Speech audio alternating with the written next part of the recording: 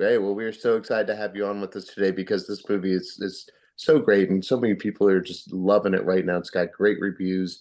The audiences are loving it, and the shows here in Texas are sold out. So this is, and with all the awards buzz, this got to be a great time. Well, to be you, right?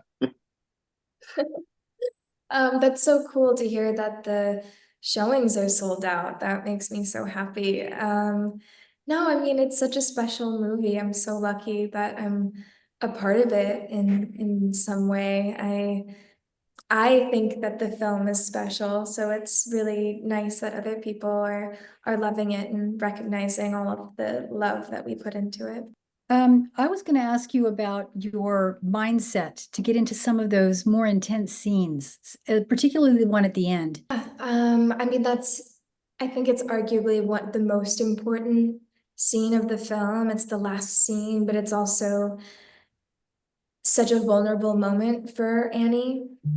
She's someone who has been constantly putting up a wall. She doesn't want to let anybody see her vulnerability, any of her pain. She's been just keeping it inside and it's been building and building. And so for her to let some of that out, very vulnerable for me to film that scene as an actress and also for her. And so I just did as much emotional preparation, tried to get to that emotional state so that I was able to film that scene. But I think also personally, found myself in a similar mindset to Annie, which has never really happened before. Like I found myself feeling very guarded, very protective of myself. I wasn't outwardly emotional, which is very unlike me. And it was really frustrating during filming. I was like, why am I feeling like this? Why am I like putting up such a wall? And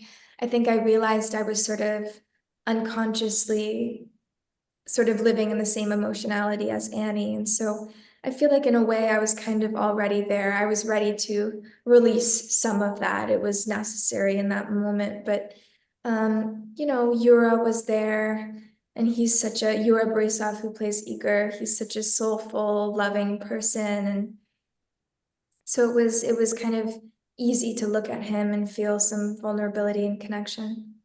Hmm. And so, of course, now people are looking up to you and saying, "See, this is what I want to do," but you just make it look easier than it is. So, what kind of advice would you give to somebody that's looking to follow in your footsteps?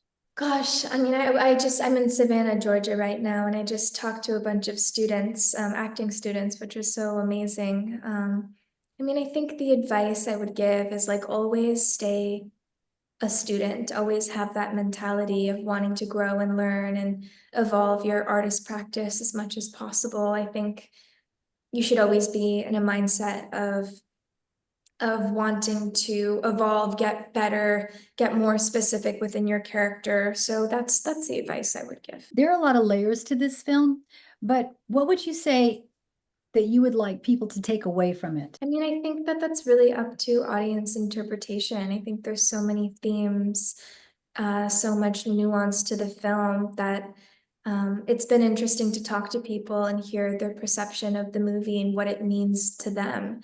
I think it's kind of like a Rorschach test in a way.